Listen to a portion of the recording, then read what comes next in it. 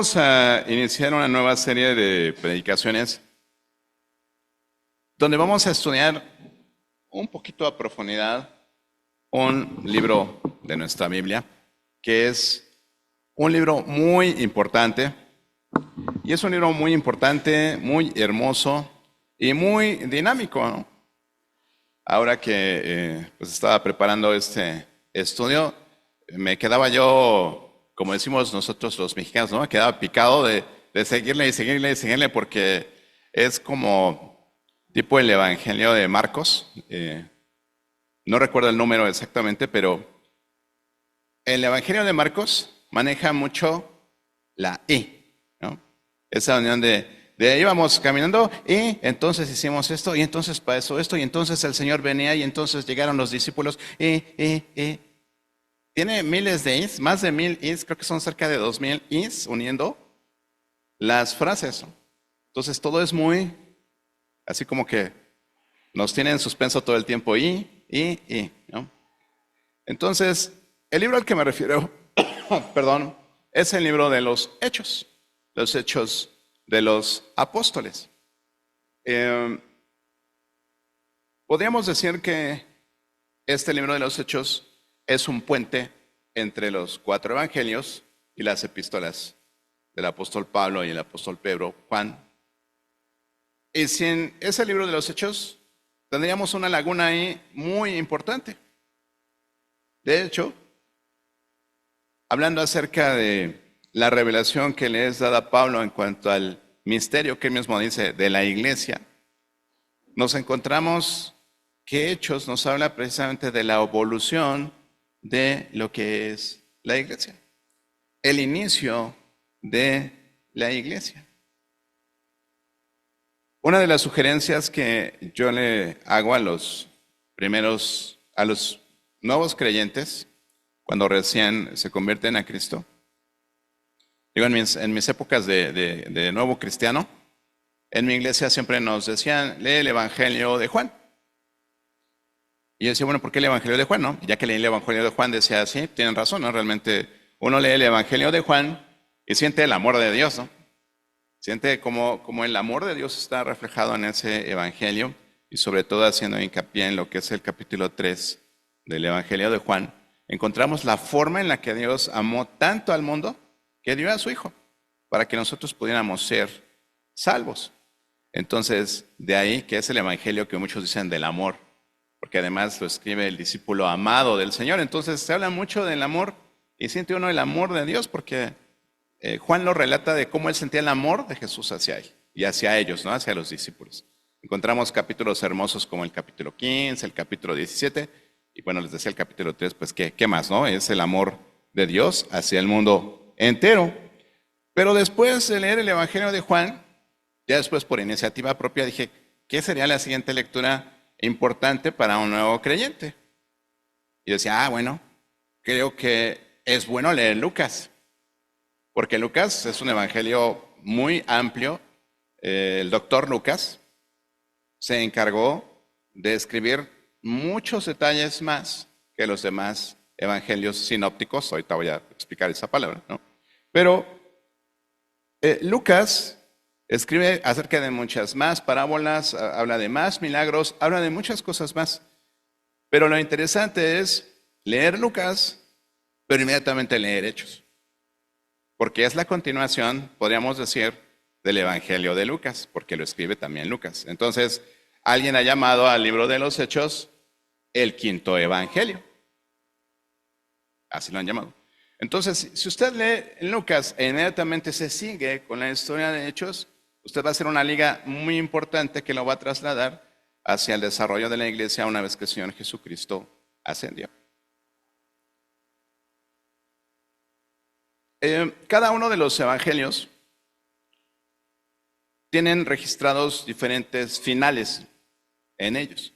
Por ejemplo, el Evangelio de Mateo termina con la resurrección de Jesús.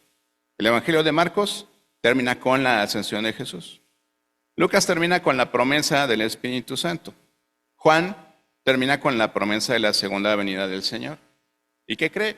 El primer capítulo de Hechos reúne todos esos eventos. Habla de todos ellos. Entonces, por eso es una continuación inmediata de lo que sería leer los evangelios. Si no lo ha hecho, le invito a que lo haga. Es un ejercicio muy bonito, el poder leer de corrido Lucas y después los Hechos de los Apóstoles. ¿Por qué estudiar a profundidad el libro de los Hechos? Ha recibido muchos títulos este libro, ¿no? Hay gente que le dice que son los hechos del Espíritu Santo a través de los apóstoles, o los hechos del Señor Jesús a través de los apóstoles. Y ha recibido varios títulos. Pero para esta serie de predicaciones, yo quiero hacer hincapié en el versículo clave de este libro. El versículo clave del libro de los Hechos es Hechos capítulo 1, versículo 8. ¿Qué dice? ¿Qué dice? Es un versículo que conocemos mucho. Dice, pero recibiréis poder cuando haya venido sobre vosotros el Espíritu Santo y me seréis testigos. ¿Dónde? En Jerusalén, en Judea, en Samaria y hasta lo último de la tierra. La gran comisión, que también la encontramos en cada uno de los evangelios, viene a reforzarse en lo que es el libro de los Hechos. Precisamente cuando vemos este versículo, decimos, ok, habla de que seamos testigos. Habla de que recibamos el Espíritu Santo y entonces seamos testigos. El mismo Señor Jesús, bueno, vamos a leer ahorita un poquito de esa porción, pero dice, espérense en Jerusalén, no salgan, no se vayan, no se me muevan, porque viene el Espíritu Santo a bautizarles. Y entonces me serán testigos en Jerusalén, Judea, Samaria y hasta lo último de la tierra. Bien, este libro se escribe más o menos alrededor del año 63 después de Cristo. O sea, son los primeros años de la iglesia primitiva y abarca un periodo de aproximadamente 30 años. 30 años en los que la iglesia cristiana tiene un desarrollo importante. Se habla de que Hechos es un libro de transición. ¿Por qué un libro de transición? ¿Quién conoce otro libro de transición a que se le llame así? Otro libro de transición es Josué. Si se fijan, los primeros 5 libros de nuestra Biblia son el Pentateuco, ¿no? Nos hablan acerca de la ley. ¿Y qué sigue después de Josué? Jueces. Hasta antes de Jueces, ¿quién gobernaba al pueblo de Israel? Dios. Y entonces hay una transición a que ahora el gobierno lo empiezan a tomar los seres humanos. ¿Se acuerdan, no? Ponos un rey. Bueno, van jueces. Después vienen los reyes. Pero en todo ese periodo, Dios era el que gobernaba al pueblo. Era un gobierno teísta, ¿no? Dios era quien gobernaba. A través de los sumos sacerdotes, Dios transmitía su voluntad al pueblo de Israel. Y entonces Hechos viene a ser también un libro de transición. El ministerio del Señor Jesús, ¿a quiénes estaba enfocado? A los judíos, exactamente, a los judíos. Y entonces, ¿cómo empieza el libro de Hechos? Precisamente con la predicación de los apóstoles al pueblo judío. ¿Dónde? En Jerusalén. Y me seréis testigos en Jerusalén primeramente. Y eso es lo que vamos a estudiar, hermanos, en estos 4 domingos. Vamos a revelar los detalles que hay en el libro de Hechos y que nos son de bendición a nosotros en entender cómo el Señor Jesús dirigió a los apóstoles desde estar en Jerusalén predicando el Evangelio hasta llegar hasta lo último de la tierra. El libro de los Hechos, como les decía, abarca un periodo como de 30 años y habla de los principios de la iglesia.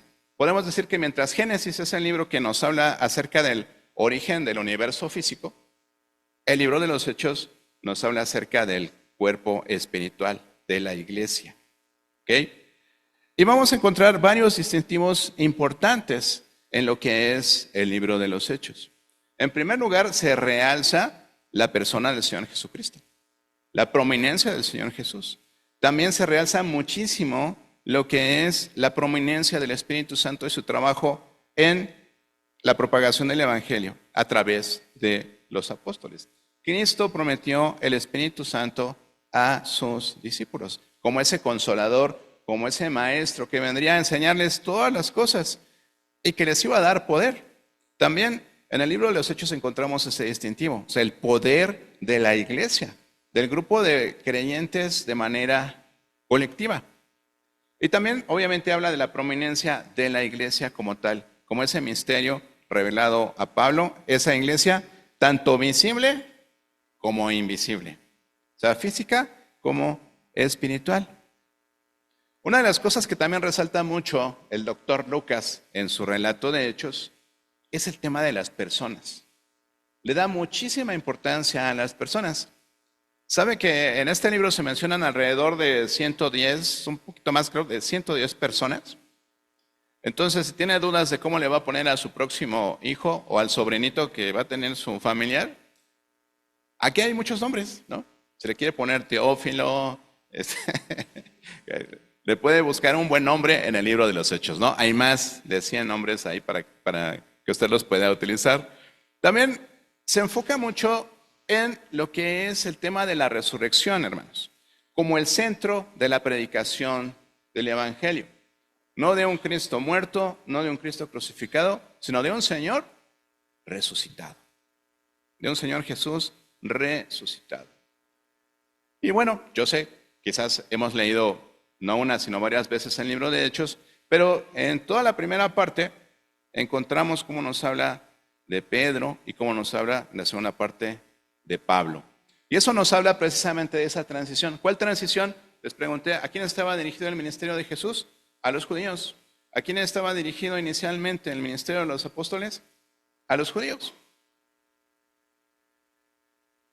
Y entonces, ¿qué sucede? Así como pasó en el libro de Jueces, cuando el pueblo de Israel le da la espalda al Señor y el Señor los deja que se vayan por su cuenta, el Señor no es que le dé la espalda, pero dice, ok, judíos, pueblo mío, como dice en Juan 1, a lo suyo vino y los suyos no le recibieron. Pero dice, más a todos los que le recibieron les dio potestad de ser hechos hijos de Dios. Entonces, el Evangelio pasa esta transición de ser únicamente para los judíos a pasar ahora del lado de los gentiles. Y de hecho el Señor Jesús comisiona específicamente a un apóstol para que se haga cargo de predicar el Evangelio al pueblo gentil. Como pueden ver, son temas muy interesantes, muy importantes y que tenemos que ir revisando en este libro de Hechos. Entonces, vamos a adentrarnos en este libro y vamos a ubicar principalmente 3 secciones, porque es muy visible, hermanos, y lo vamos a ver a través de estos domingos. Cuando dice, recibiréis poder y me seréis testigos, dice, en Jerusalén, en Judea, en Samaria y hasta lo último de la tierra. Son esos lugares en los que se propaga el Evangelio. Y vamos a encontrar esas secciones en el libro de los Hechos. En eso nos vamos a basar para hacer este análisis y vamos a encontrar todos los eventos importantes que se nos relatan en estos capítulos. En primer lugar, vamos al capítulo 1 de Hechos. Vamos para allá.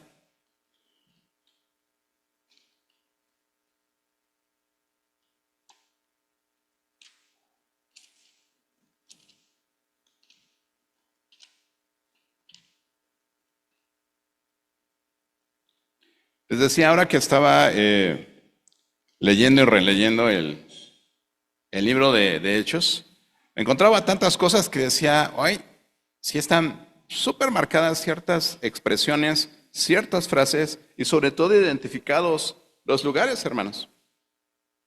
Perdón. Haciendo sentido con ese versículo de Hechos 1:8.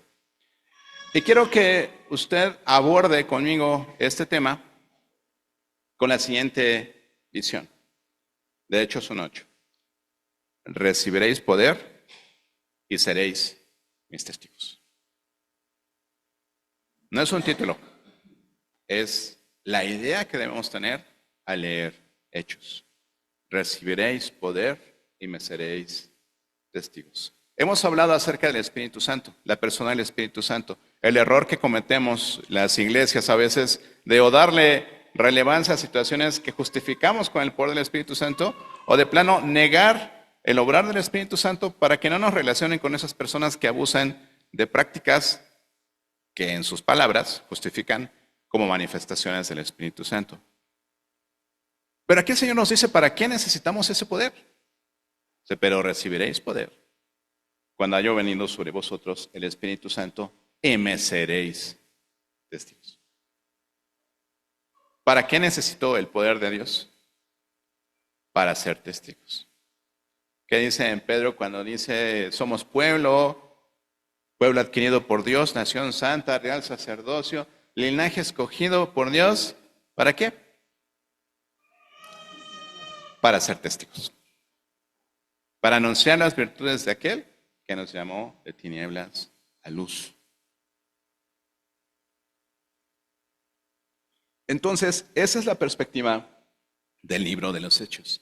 A través de estos relatos, que nosotros entendamos que el poder del Espíritu Santo que nos es conferido, hermanos, no tiene otro propósito sino el que seamos testigos. Y en estas líneas, en estos capítulos, vamos a encontrar cómo los apóstoles no perdían oportunidad de decir, y de lo que somos testigos. Y que Cristo resucitó, de lo cual nosotros somos testigos. Y vimos la tumba vacía y nosotros fuimos testigos. Y nosotros fuimos testigos. Y lo hablaban abiertamente. Lo decían abiertamente. Frases muy, muy claras. Empezamos leyendo Hechos 1:1. Dice, en el primer tratado, o Teófilo, es la persona a la que dirige esta carta, este libro, Lucas.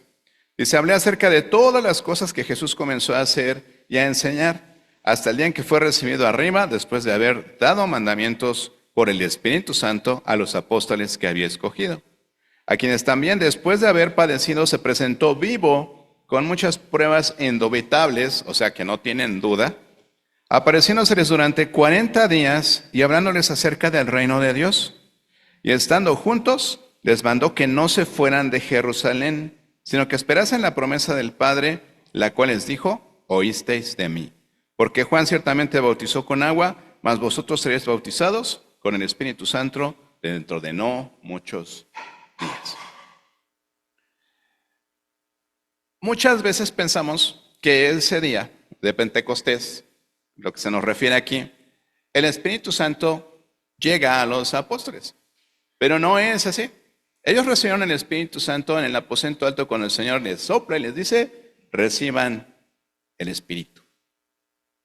Acá hay una manifestación y aquí habla de un bautismo en el Espíritu Santo, a través del cual ellos tuvieron esas manifestaciones sobrenaturales, vamos a llamarlas así, donde ellos empezaron su ministerio y empezaron a ser testigos. Como les decía, en este capítulo 1 se juntan todos los eventos con los que terminan los primeros evangelios. Y vamos a leer un poquito más cuando habla acerca de la ascensión. Dice, entonces los que se habían reunido le preguntaron diciendo, Señor, ¿restaurarás el reino de Israel en este tiempo? Y les dijo, no os toca a vosotros saber los tiempos o las sazones que el Padre puso en su sola potestad. Y dice, pero recibiréis poder cuando haya venido sobre vosotros el Espíritu Santo y me seréis testigos en Jerusalén, todo Judea, Samaria y hasta lo último de la tierra. ¿Cuál es el encargo?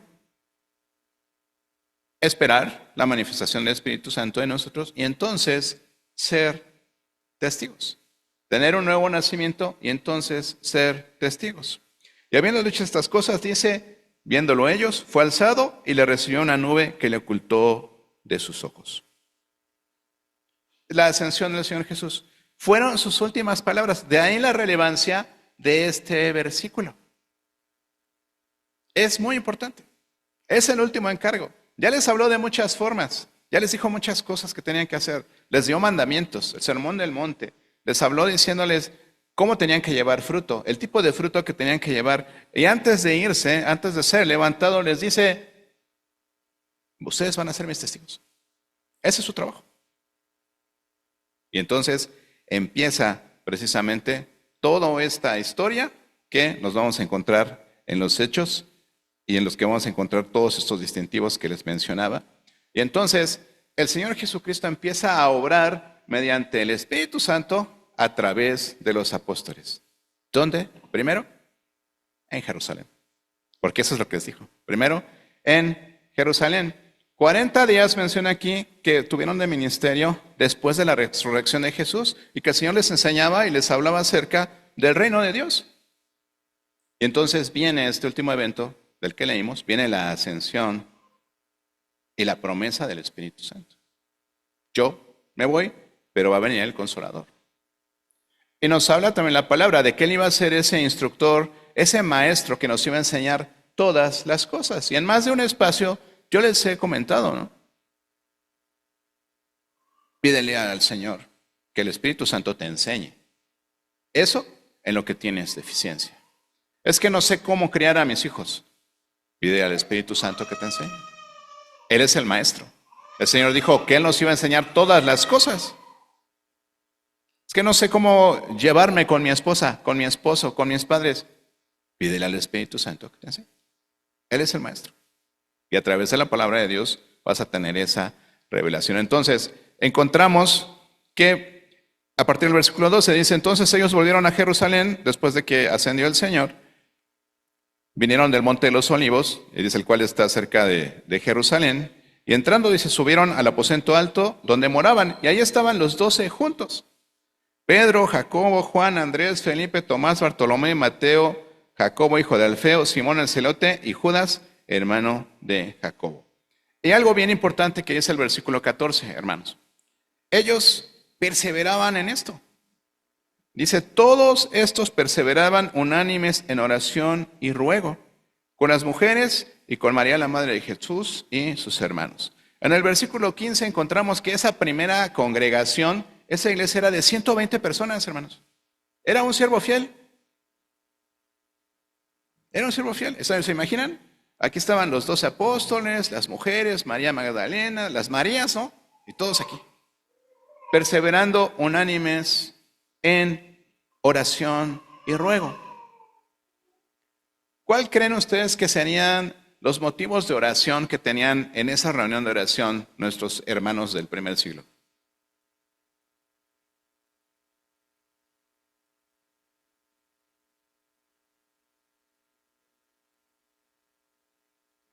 Más adelante lo vamos a ver. Pero ellos, al igual que Jesús, estaban empezando a ser etiquetados. Sabían que iban a ser perseguidos. Entonces, seguramente, tenían miedo. Este era un movimiento al que los romanos y los líderes de los judíos les decían los del camino, ¿no? Es como decir los del PRI, los del PRD, los veían así como un movimiento político revoltoso. Los del camino, ¿no? Los que enseñan ese camino. Porque seguramente cuando ellos predicaban decían es que Jesús es el camino y la verdad y la vida, porque eso dijo Jesús. Entonces les decían los del camino. Entonces esos del camino eran esta congregación de 120 personas que se reunían ahí y estaban orando, seguramente por protección. Seguramente por protección y seguramente por denuedo, porque eran pescadores, cobradores de impuestos, gente indocta y letrada, sin estudios. Dicen, ¿cómo vamos a ser testigos? Espérate, el Señor dijo que vamos a recibir poder. Ok, pues vamos a orar, ¿no? Señor, mándanos el poder. Me imagino que estaban ahí. Estamos esperando tu promesa, Señor. ¿Qué vamos a hacer, no? Y en el Inter, pues ellos deciden hacer algo ahí. Como saben, pues tuvimos que prescindir de Judas por obvias razones. Judas muere y entonces ya no son 12 apóstoles, eran 11. Y entonces deciden, si vemos ahí los versículos del 15 en adelante, ellos deciden echar suertes para poder seleccionar a quien sustituiría a Judas. Y había por ahí dos candidatos. Y echan suertes. Yo creo que estuvieron orando en la parte de la oración, ¿verdad? Y decían, bueno, entonces, ¿quién se va a quedar en su lugar? Y se deciden por Matías. Matías fue contado como uno de los 11 apóstoles. Lo que nos habla el capítulo 1 de ahí al final es precisamente de lo que hicieron para elegir a estos hermanos. Entonces ellos tomaron algunas políticas, ¿no? Dice en el versículo 21.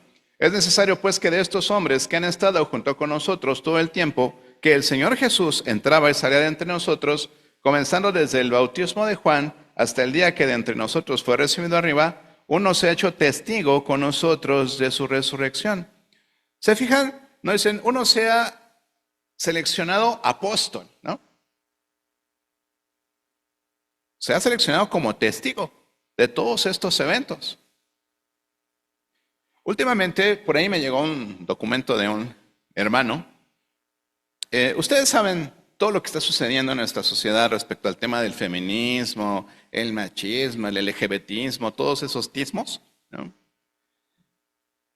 Y él hacía un estudio respecto a este pasaje, ¿no? Y a otros pasajes. Y decía, yo creo que una mujer sí puede ser pastora, apóstol, maestro y todo, porque mujeres cumplían con estos estándares. Y yo me pregunto, de entre todos los 120, ¿por qué no dijo alguien, oye, ¿por qué no votamos por María? ¿No? Entonces era importante, desde el punto de vista del Señor y el Espíritu Santo, un liderazgo varonil, un liderazgo del hombre en ese sentido. Porque ahí llamaron a José, que le decían de cariño Barsabás, estaba mejor José, ¿no? Y a Matías, ¿no? Que era justo, y le decían Matías, bueno, ¿qué les digo, no? Tengo un primo que se llama Natividad y toda la vida le hemos dicho Marcos, ¿no? Entonces seguramente alguien así ahí en la familia de ustedes, ¿no? Pero entonces se agrega Matías al grupo de los apóstoles. Y entonces la gran pregunta de maratón bíblico, ¿no? ¿Cuántos apóstoles hubo en la historia de la Biblia? ¿Quién nada más? ¿11, 12, 13, 14? Porque independientemente de que Judas traicionó al Señor, Judas era apóstol. Después Matías y después el que el Señor escogió, ¿no? Yo no sé, yo la verdad luego pienso, ¿no? ¿Realmente el Señor habría querido que echaran suerte y se escogieran a Matías? ¿No? O tenían que haber esperado a que el Señor dijera, no, es Pablo. Entiendo que Matías era buena onda y había estado con ellos desde todo ese tiempo y también era discípulo de Jesús, ¿no? Pero yo no veo que el Señor les haya dicho, oigan, completen a los 12 otra vez, ¿no? Completen el equipo. Entonces, son las cositas que luego los hombres hacemos para como completar el plan de Dios o ayudarle a Dios, ¿no? Pero vamos a dejarlo en que sí estuvo bien que eligieran a Matías, ¿no? Pero obviamente ellos tuvieron esas políticas para poder seleccionarlo. Después el Señor escoge a Pablo. Entonces, ¿todo esto dónde se desarrolla? Vea el versículo 19, ahí del capítulo 1. Y fue notorio a todos los habitantes de Jerusalén, ¿no? Estaban en Jerusalén. Ahí hace referencia a lo que le pasó a Judas, ¿no? Pero nos vamos al capítulo 2. Vamos al capítulo 2 y empiezan a suceder cosas pues muy interesantes, ¿no? A partir del versículo 1 y hasta el 13 encontramos esa manifestación del Espíritu Santo en ellos. Dice en el versículo 4, dice, y fueron todos llenos del Espíritu Santo. Ese día estaban todos juntos y sucedieron cosas sobrenaturales, un viento recio, lenguas de fuego, dice, y todos fueron, no dice que el Espíritu Santo llegó a ellos, dice que fueron llenos del Espíritu Santo, llenos del Espíritu Santo, y comenzaron a hablar en otras lenguas. Y en el versículo 5 nos dice, moraban en Jerusalén varones piadosos de todas las naciones del cielo. Y estaban confundidos porque dicen que todos les oían hablar en sus propios idiomas.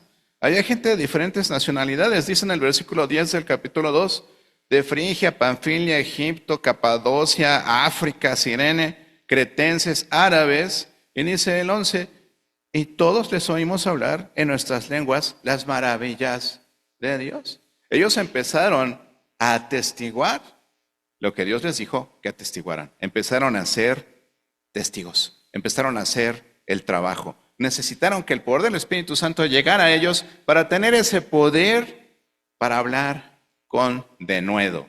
Recuerden, la palabra denuedo es valor, coraje, entereza para poder declarar las cosas que el Señor les había dicho. Y entonces viene el primer mensaje de Pedro, su primer discurso. Sí, Pedro pescador, Pedro indocto, Pedro que no fue a la universidad ni al colegio bíblico. Él, con el poder del Espíritu Santo, declara todo esto. Dice que Pedro, en el versículo 14, poniéndose de pie con los 11, acompañado de los 11 apóstoles, ya estaba Matías ahí, alzó la voz y les habló diciendo, ¿a quiénes? A los judíos, varones judíos y todos los que habitáis, ¿dónde? Jerusalén. ¿Dónde les dijo el Señor que empezaran a ser testigos? En Jerusalén. Nadie se fue, estaban en Jerusalén. Esto sea notorio y oíd mis palabras. En primer lugar, les justifica lo que está sucediendo. Aquí mis compañeros y yo no estamos ebrios. Porque es lo que decían, oye, estos están llenos de mosto, ¿no? Y les refiere ahí una profecía, ¿no? Donde se hablaba al respecto. Pero este discurso de Pedro nos lleva a entender, y todo lo que vamos a ver a través de este libro, hermanos, nos lleva a entender cómo tenemos que atestiguar. ¿Qué es lo que tenemos que atestiguar? No tergiversar el mensaje, dar el mensaje preciso que el Señor Jesús quiso que dijéramos. Y este primer mensaje de Pedro, vea lo que dice el versículo 23, ¿no? Cuando habla acerca de la entrega de Jesús, ¿no? Dice desde el 22, dice, varones israelitas, oíd estas palabras. Jesús Nazareno, varón, aprobado por Dios entre vosotros con las maravillas, prodigios y señales que Dios hizo entre vosotros por medio de él, como vosotros mismos sabéis, a entregado por el determinado consejo y anticipado conocimiento de Dios, prendisteis y matasteis por manos de inicuos, crucificándole. Vea lo que sigue. Al cual Dios levantó, sueltos los dolores de la muerte por cuanto era imposible que fuese retenido por ella. El Evangelio, hermanos. Cristo murió, fue sepultado y resucitó. Ese es el primer mensaje de Pedro. ¿Y qué les dice? Pero Dios los ama, Cristo los ama y crean y serán salvos. No, les dice, ustedes lo prendieron y ustedes lo mataron. Y él fue muerto por su culpa. Así. Versículo 32 del capítulo 2. A este Jesús resucitó Dios, de lo cual nosotros somos testigos. Ese es el trabajo. Ser testigos, declararnos testigos y decir claramente qué es lo que estamos atestiguando. Y les habla de cómo Cristo fue exaltado, ¿no? Dice en el versículo 36, sepa pues ciertísimamente toda la casa de Israel. ¿A quién le estaba predicando? A judíos, a israelitas. Que a este Jesús, a quien vosotros crucificasteis, o sea, Cristo murió por ti, por tus pecados. Dios le ha hecho Señor y Cristo. Y al oír esto dice en la Biblia que ellos se compungieron, no se entristecieron. Y le dicen al final del versículo 37, ¿qué haremos, varones hermanos? Sí, la regamos, ya. ¿Qué hacemos? Y Pedro les dice, arrepiéntanse y bautícense cada uno de vosotros en el nombre de Jesucristo para perdón de los pecados. Y dice, y recibiréis el don del Espíritu Santo. Ok, pastor, entonces nos bautizamos y recibimos entonces el don del Espíritu Santo. ¿A quién está dirigida esta predicación? A los judíos. Esperen su turno, hermanos, ¿sí? Por favor, ¿sí? Vamos, Jerusalén, Judea, Samaria y México queda bien lejos, ¿no? Entonces, vamos a esperar nuestro turno. Quedémonos con esto. Para el pueblo judío, les decía, el bautismo de Juan, que fue predecesor del Señor Jesús, ¿qué les decía? ¿No? O armas adúlteras, ¿no? Arrepiéntanse de sus pecados y bautícense para el perdón de pecados. Y él les decía que venía alguien detrás de él que iba a venir a bautizarles en el Espíritu. Y eso es justo lo que pasó con los apóstoles en este capítulo. Dice en el versículo 39 del capítulo 2, dice, porque para vosotros es la promesa y para vuestros hijos y para todos los que están lejos, para cuando el Señor Jesucristo, Dios, nuestro Dios, llamare.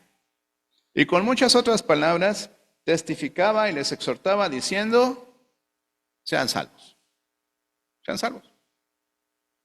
Esa es nuestra predicación. Desde Pedro se predicaba este mensaje, hermanos. Y el mensaje hoy debe ser el mismo. Hemos recibido poder del Espíritu Santo para ser testigos. No para otra cosa, para ser testigos. Entonces, ¿qué sucede en esta predicación de Pedro? Dice la Biblia en el versículo 41 que se convirtieron como 3,000 personas. 3,000 personas. ¿Se imaginan? Aquí somos esa pequeña congregación de Jerusalén, ¿no? Los apóstoles y los primeros creyentes. Y después de esa prédica de Pedro, se convierten en 3,000 personas. ¿Qué vamos a hacer? ¿Qué vamos a hacer con 3,000 pozoles más? ¿No? ¿Lulú? ¿Qué onda? ¿No? Bueno, le vamos a tener que echar más agua o a ver qué hacemos. Pero quiero que vean cómo la iglesia del primer siglo se empezó a multiplicar con esas predicaciones poderosas de Pedro.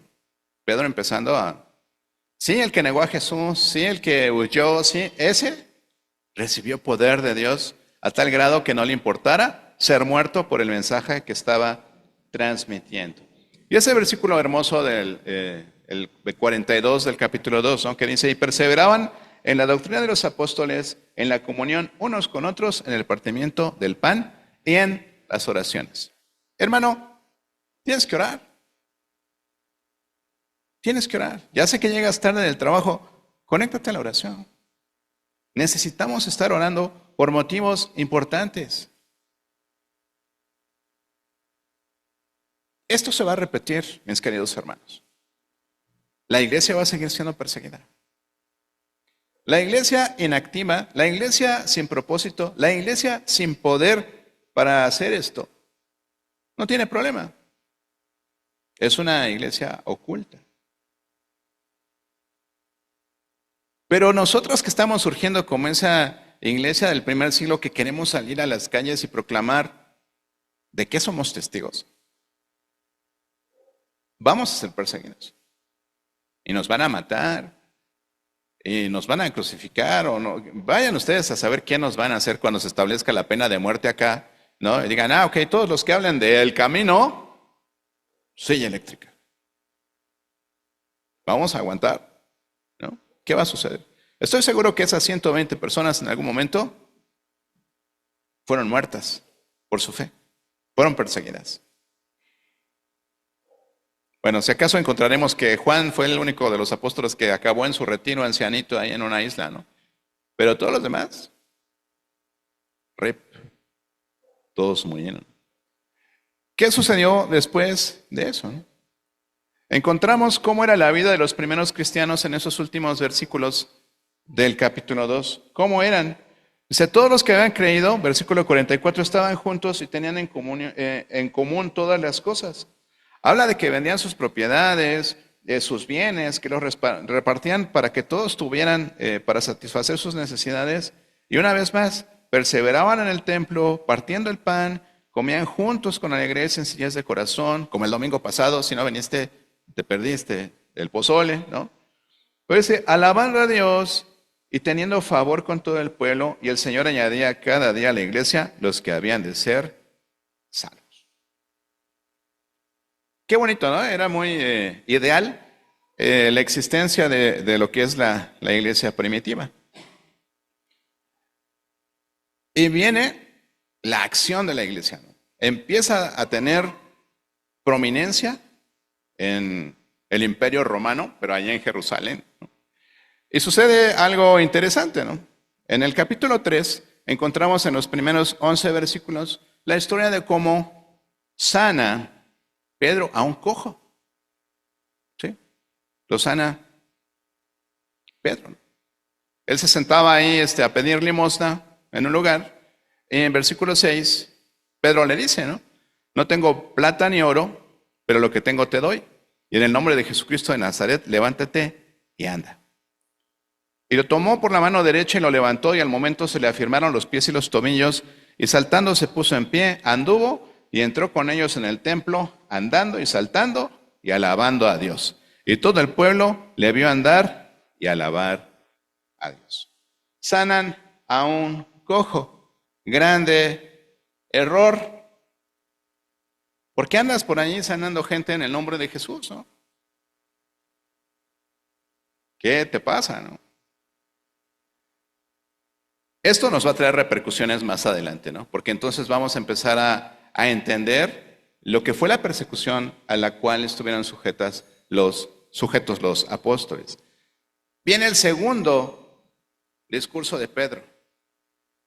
Ese Pedro era poderoso, ¿no? Recibió realmente mucho poder de parte del Señor. Dice a partir del versículo 11, ¿no? Teniendo asidos a Pedro y a Juan el cojo, que había sido sanado, todo el pueblo atónito concurrió a ellos al pórtico que se llama el pórtico de Salomón. Y otra vez empieza Pedro. No perdió oportunidad, le daban foro y bolas, ¿no? A ver, varones israelitas, ¿no? Y empezaba otra vez su speech, ¿no? Vean el versículo 15 del capítulo 3. Matasteis al autor de la vida. ¿Ven esas declaraciones que hacía Pedro? Pues ¿de dónde te las sacaste, Pedro? Y después vemos a Pablo repetir en Colosenses que el mundo del universo es sustentado por Cristo y que fue creado por Él, ¿no? Entonces aquí Pedro dice una vez más, ¿no? No los trata con cariño, no les dice Dios te ama, arrepiéntete y sé salvo, no. ¡Ey! Mataron a Jesús. Mataron a Jesús. Jesús murió por tus pecados. Matasteis al autor de la vida, a quien ¿qué? Dios ha resucitado de los muertos, de lo cual nosotros somos testigos. ¿Cuál debe ser el mensaje de tu predicación? Cristo murió por tus pecados. Esa es la buena noticia. Esa es la buena noticia. Reconcíliate con Dios.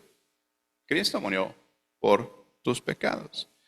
¿Cuál es el resultado? Vayamos un poquito más adelante en el versículo 4 del capítulo 4, ¿no? Dice, pero muchos de los que habían oído la palabra creyeron, y el número de los varones era como ¿cuántos? 5,000 varones, o sea, más mujeres, niños, lo que haya habido, adolescentes, ¿se imaginan? 5,000. Necesitamos otro lugar para congregarnos, Pedro, ¿no? Ya metes 8,000 gentes más, ¿qué vamos a hacer? Bueno, en el medio tiempo, ¿qué sucede, no?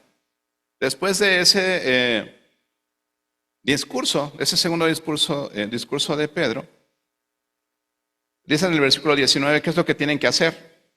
Así que arrepentíos y convertíos para que sean borrados vuestros pecados, para que vengan tiempos de la presencia del Señor, tiempos de refrigerio. Pero a alguien no le gustó esto. Después de sanar al cojo, otro, cuando se le junta la gente a decir, ¡ay, sanaron al cojo! A ver, venga, ¿no? Todos ahí hicieron bola. Una vez más, predica Pedro, 5,000. No me imagino 5,000 personas ahí escuchando a Pedro, ¿no? ¿Habría algún lugar alto, así como un montículo donde lo vieran? No sé, no me lo imagino, pero ¿se imagina 5,000 personas? ¿No? Eran muchas personas escuchándolo. Y todo porque sanó al cojo. Pero después de eso, ¿qué sucede? Empieza la persecución, hermanos. Empieza la primera persecución de la iglesia al ver estas manifestaciones las personas, ¿no? Los prenden y les dicen, a ver, ¿con qué potestad? Versículo 7 del capítulo 4, ¿con qué potestad o en qué nombre habéis hecho vosotros esto? Les decía, gran error, sanaron al cojo en presencia de todo el mundo, ¿no? Gran error. Y entonces Pedro, en el versículo 8, lleno del Espíritu, les dijo una vez más, empieza a predicar. Les dice en el versículo 9, puesto que hoy se nos interroga acerca del beneficio hecho a un hombre enfermo, de qué manera éste haya sido sanado, sea notorio a todos vosotros y a todo el pueblo de Israel que en el nombre de Jesucristo de Nazaret, ¿a quién? Una vez más, ¿no? A quien ustedes crucificaron, a quien ustedes mataron, pero que Dios lo resucitó de los muertos. El evangelio directo a los sacerdotes, a los del concilio, el consejo. Cristo murió por sus pecados y Dios le resucitó. ¿No? El evangelio directo. Dice, por él, este hombre está en vuestra presencia sano. Es sano. Y viene otro versículo así súper importante, ¿no? Versículo 12 del capítulo 4. Y en ningún otro hay salvación, porque no hay otro nombre bajo el cielo dado a los hombres en que podamos ser salvos. Y aquí viene una declaración importante, porque todos decimos, bueno, ¿en qué momento estudiaron estos hombres? O sea, el Señor Jesús los agarró cuando él tenía 30 años y él se va cuando tenía 33. En esos 3 años que los estuvo discipulando, ¿ustedes creen que el Señor Jesús les pudo enseñar todo esto que tiene que ver más bien como con una actitud más académica, más de estudio? No, hermanos, es el poder del Espíritu Santo y su disposición para ser usados por el Señor, porque dice ahí en el versículo 13, capítulo 4, entonces viendo el denuedo de Pedro y de Juan, y sabiendo que eran hombres sin letras y del vulgo, hombres sin estudios, vulgares, personitas comunes y corrientes, se maravillaban y les reconocían que habían estado con Jesús. ¿Y qué hicieron? Bueno, sí les dieron ahí su amenazada, les dieron sus cachetadas seguramente, abusados, ya no estén hablando en nombre de Jesús, váyanse por ahí tranquilos. Dice en el versículo 18, les intimidaron que en ninguna manera hablasen ni enseñasen en el nombre de Jesús. Y otra máxima de los apóstoles, ¿no? Le dicen más, Pedro y Juan respondieron diciéndoles, juzgad si es justo delante de Dios obedecer a vosotros antes que a Dios. Dice en el 20, porque no podemos dejar de decir lo que hemos visto y oído, de lo que nosotros hemos sido testigos.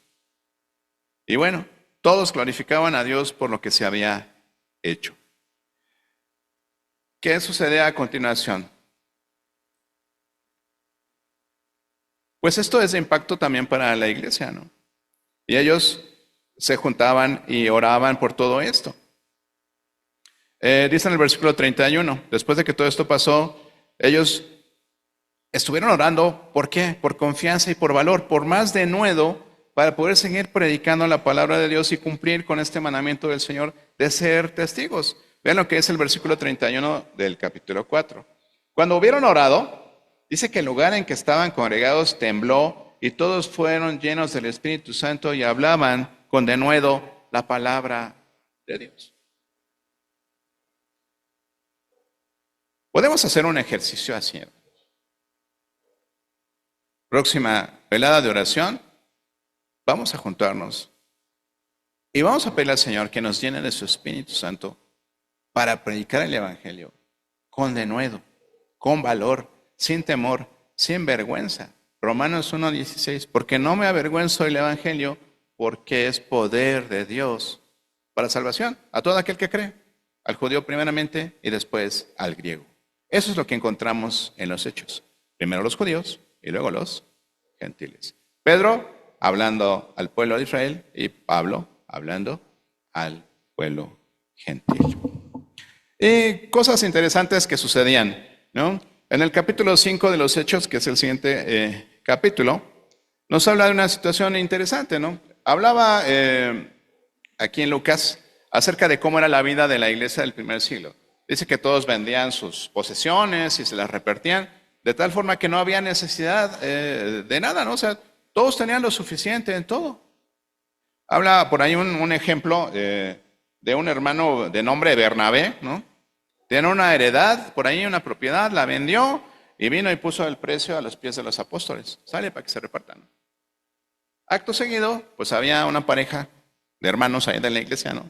Ananías y Zafira, y venden también una propiedad, pero sustraen del precio. Y dijeron, pues vamos a hacerle como Bernabé, ¿no? Sí, sí, sí. Que nos pongan nuestro sticker de dador alegre ahí en la iglesia, ¿no? De Jerusalén. Entonces llevan esta ofrenda delante de Pedro, ¿verdad? Pero Pedro, por el Espíritu Santo, Dios le revela que algo estaba mal, ¿no? Y entonces le dice a Ananías, ¿por qué quisieron engañar al Espíritu Santo, no?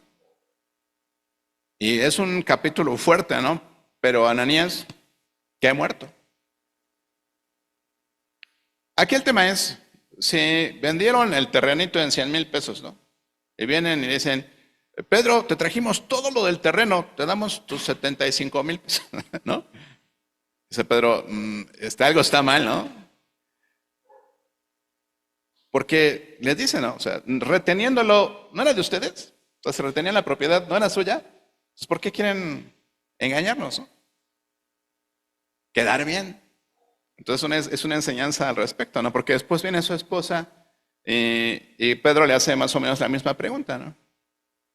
Así que la pasó por el polígrafo, ¿no? Y le dice, a ver, Zafira, ¿eso es todo el dinero? Sí, sí, sí. Por esta, ¿no? Pues no es cierto, ¿no? Y bolas. Los que sacaron a tu marido, también te van a sacar a ti. Queda ahí para el anecdotario, ¿no? Ahí, Hechos 5, pasó eso con Ananías y Zafira. Pero sucede algo también más adelante, ¿no? Ellos siguen haciendo cositas que no debían hacer, ellos seguían predicando, ¿no? Dice en el versículo 14 del capítulo 5, y los que creían en el Señor aumentaban más, gran número, así de hombres como de mujeres. Se seguían agregando personas, ¿no? Y tanto dice que sacaban a los enfermos a las calles, versículo 15 del capítulo 5, y los ponían en camas y lechos para que al pasar Pedro, a lo menos su sombra cayese sobre alguno de ellos. Sanaban con la sombra de Pedro, ¿no? Pasaba la sombra de Pedro. Ya algunas veces lo he hecho aquí, ¿no? Les hago así, digo, sanen, ¿no? De ese lado. Y no sé si sanan, pero sí lo he hecho, ¿no? Pero era el poder que sustentaban los apóstoles. Eran esas señales que seguían a esos 12 apóstoles. Y yo les haría la gran pregunta, ¿no? ¿Por qué 12?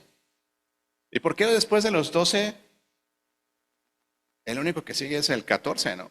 Que es Pablo. Pero de ahí, la Biblia no habla de que se haya investido a nadie más, incluso de los 120 de esa pequeña congregación en Jerusalén, como apóstol. Entonces se los dejo de tarea para que no sigan siguiendo apóstoles falsos en las redes sociales, ¿no? Eran un grupo particular al que el Señor tenía en gran estima, que cumplía con muchas características que hoy en día no encontramos en cualquier ser humano. Pero entonces sucede que una vez más, ahora un grupo que se llama de los saduceos, ¿no? Agarran otra vez a Pedro y a Juan, ¿no?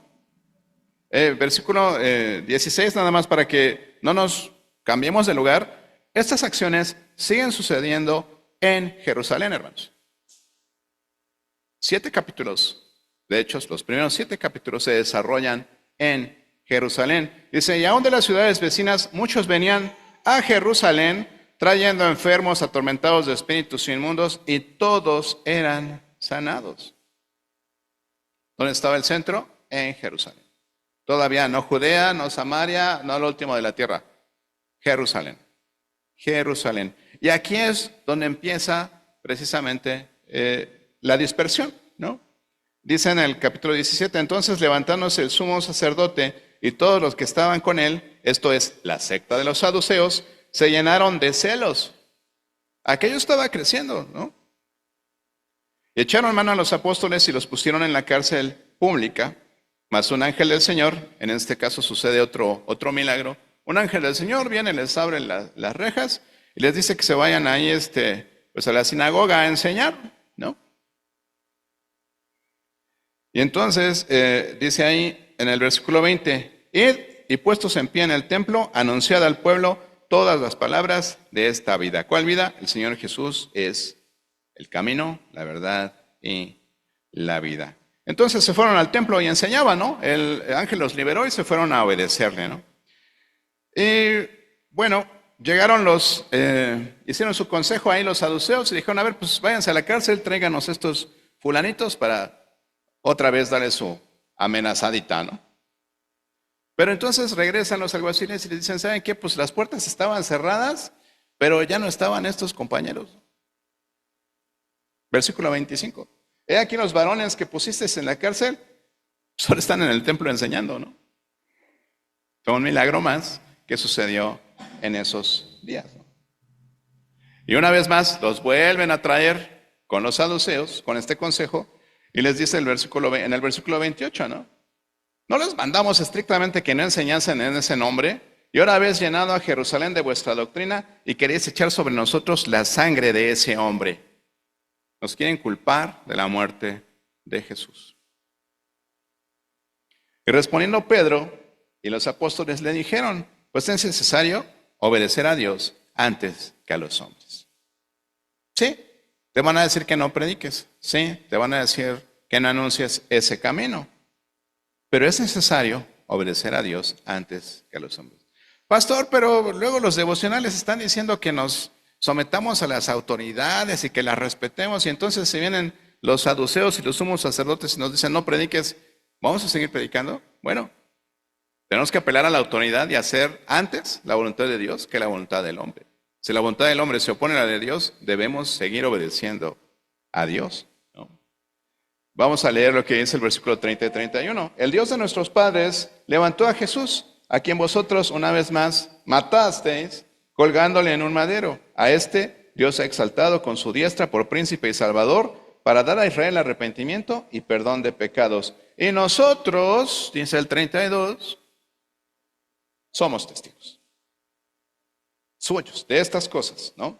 Y también el Espíritu Santo, el cual ha dado a los que le obedecen. Pero entonces había un señor ahí que se llamaba Gamaliel, un fariseo muy educado en la ley. Les dice, a ver, sáquenlos tantito aquí del consejo, ¿no? Y les habla, ¿no? Les habla ya el consejo de otros eventos de sedición que se habían dado ahí en el Imperio Romano. Y bueno, ahí un tal Judas que le decían el Galileo y otro que no me acuerdo cómo se llamaba, pero también está ahí en los siguientes versículos, ¿no? Y dicen, vamos a dejarlos ir. De aquel Judas y de aquel otro que no me acuerdo cómo se llamaba, pues ya se dispersaron, eran 300, 400 gentes y se les olvidó, fue moda y pues ya pasó. Se murieron esos cuates y la gente se dispersó y listo. Entonces, ya no hagamos tanto escándalo, dejémonos libres y pues esto se va a morir solo. Pero Gamaliel les dice algo muy importante, ¿no? Versículo 38 de ese capítulo 5. Y ahora os digo, apartaos de estos hombres y dejadlos, porque si este consejo o esta obra es de los hombres, se desvanecerá. Mas si es de Dios, no la podréis destruir. No seáis tal vez hallados luchando contra Dios. ¿Sabes?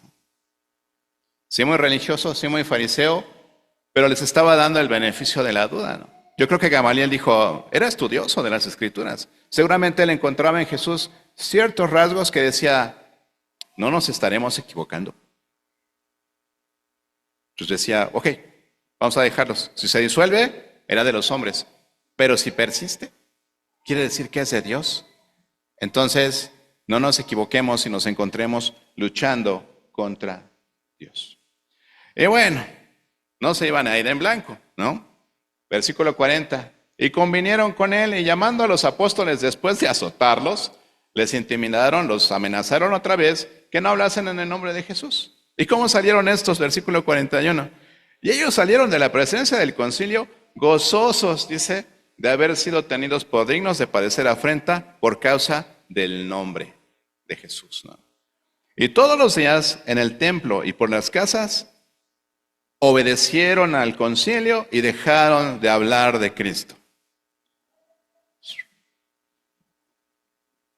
¿Cómo no seguir hablando de Jesús? Un ángel va, los rescata de la cárcel y le dice, órale, hay misa de 7 allá en el templo, vayan a hablarles de Jesús. Ante todos estos eventos, hermanos, uno dice, ¿por qué somos tan incrédulos nosotros? ¿No?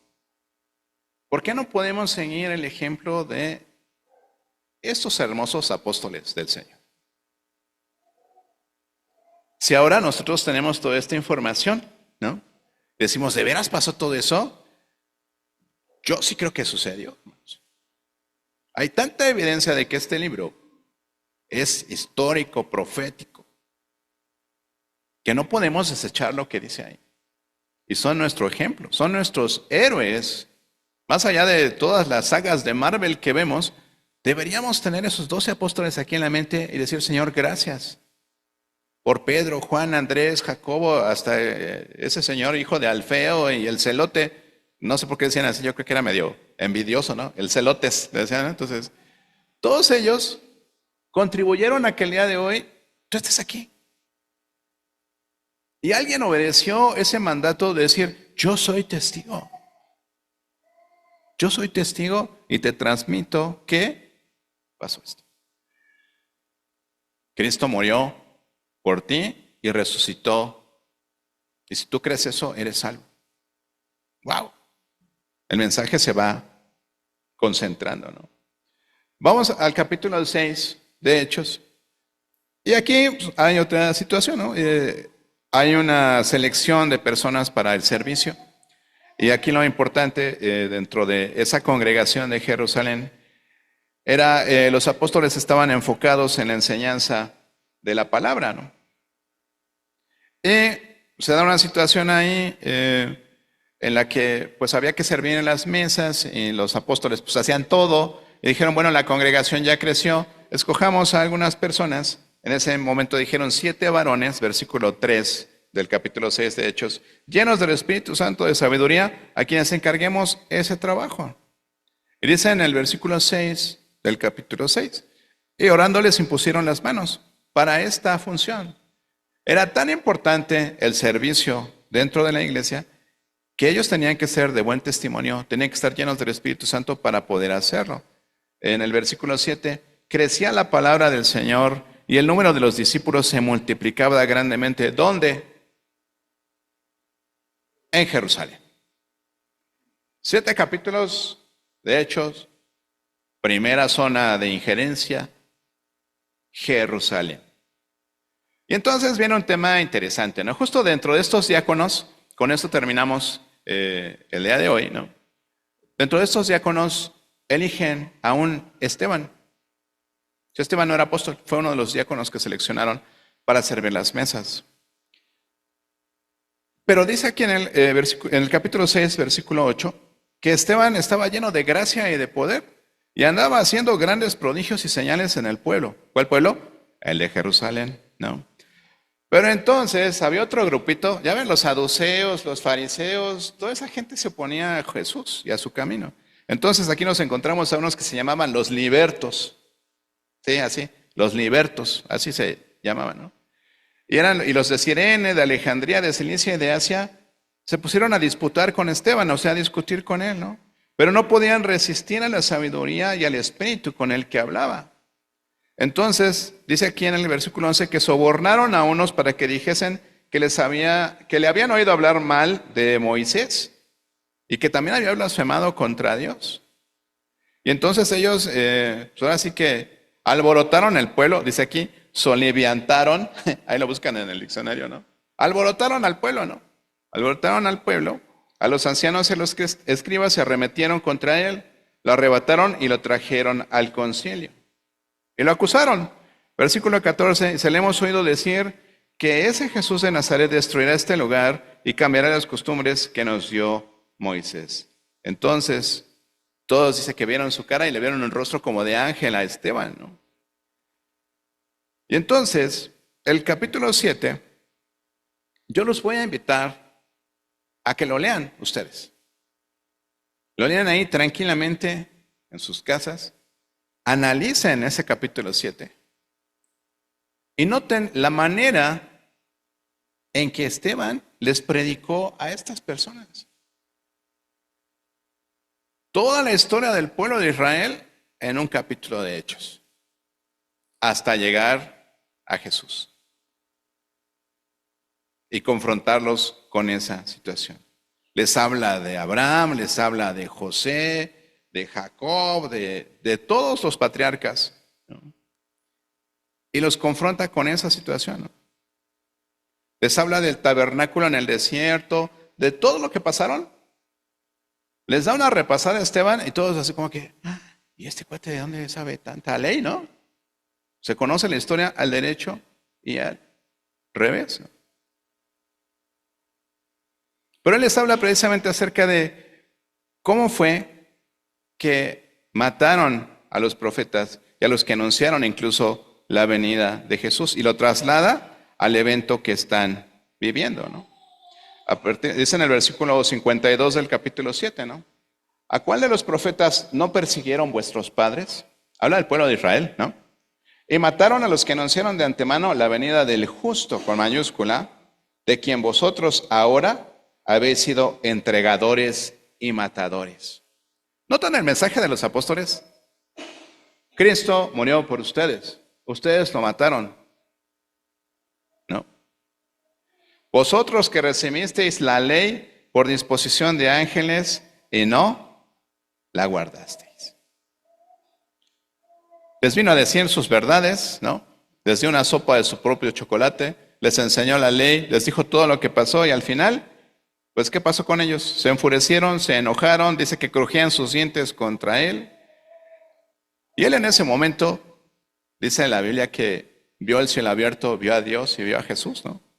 Que estaba a la diestra de Dios. Y les dijo a ellos, ¿no? He aquí veo los cielos abiertos y al Hijo del Hombre que está a la diestra de Dios. Y pues más se enojaron y dice aquí que se taparon los oídos, dijeron, no oigo, soy de palo y le empezaron a lanzar piedras hasta matarlo. Y Esteban se convierte en el primer mártir del Evangelio. Y empieza lo que llamaríamos esta persecución que inició y ahí empieza precisamente la dispersión. En el versículo 58, capítulo 7 dice, y echándole fuera de la ciudad, le apedrearon y los testigos pusieron sus ropas a los pies de un joven que se llamaba Saulo. Y apedreaban a Esteban mientras él invocaba y decía, Señor Jesús, recibe mi espíritu. Y puesto de rodillas, clamó a gran voz, Señor, no les tomes en cuenta este pecado. Y habiendo dicho esto, durmió. Empieza una persecución más fuerte, más álgida, una persecución de muerte contra los del camino. Y entonces empieza a darse la dispersión. Y entonces es cuando empieza a propagarse el Evangelio en las siguientes regiones. Hasta aquí, hasta el capítulo 7, son las acciones de los apóstoles, el Espíritu Santo a través de los apóstoles en Jerusalén. Hermanos, nosotros debemos tener claras las instrucciones de Jesús a este respecto. Antes de que nosotros querramos llegar hasta lo último de la tierra, como a veces nos sucede, ¿no? Queremos estar en otras partes del mundo predicando el Evangelio, pero tenemos que ocuparnos de nuestro Jerusalén. Nuestro Jerusalén necesita esta revelación, necesita este mensaje. ¿Quién es tu Jerusalén? Tus familiares más cercanos, tus contactos más cercanos, los de tu contexto laboral, de tu contexto escolar, tu contexto vecinal. Ese es tu Jerusalén. Y esa es la invitación el día de hoy. ¿Ya entendiste el mensaje? Tienes que ser testigo. Recibiréis poder y me seréis testigos. Para eso es el poder del cual nos invita el Señor. Para ser sus testigos. Primero, en nuestro Jerusalén. Este domingo vamos a llegar nada más hasta Jerusalén, ¿ok? Todavía no se vayan hasta Judea, Samaria y menos a lo último de la tierra, ¿ok? Vamos a ponernos de pie, vamos a orar y que el Señor nos haga conscientes de ese poder que hemos recibido para con denuedo ser sus testigos. No dejen de leer el capítulo 7 de Hechos por su cuenta. Lean ese discurso de Esteban hacia estos judíos que acabaron matándolo. ¿Qué persona le gusta que le digan sus verdades, ¿no? Como decimos nosotros. Ahora sí le dijeron sus verdades, ¿no? Pues ahora sí les dijo sus verdades a este grupo de judíos y acabaron matándolo impunemente, ¿no? Y dice, me llamó mucho la atención esa frase que dice, y tapándose los oídos. Bueno, yo sí podría agarrar una piedra, ¿no? Porque no tengo que tapar un oído. Entonces, agarraron piedras hasta matarlo, ¿no? O sea, dijeron, no te queremos escuchar más. ¿Por qué, hermanos? Les acusaban sus palabras. Sus palabras los acusaban con los hechos malignos y perversos que habían hecho. Matar a Cristo fue un hecho lamentable, hermanos. Era un hombre inocente. Y por eso les decían, ¿por qué no siguen acusando de la muerte de ese hombre, no? Pues sí, ustedes fueron, ¿no? Entonces, esa era la situación tremenda que empezó a vivir la iglesia del primer siglo. Y quiero que analices que gracias a ese esfuerzo que ellos hicieron, hoy en día tú tienes el Evangelio en tu vida, en tu corazón, y el Espíritu Santo también.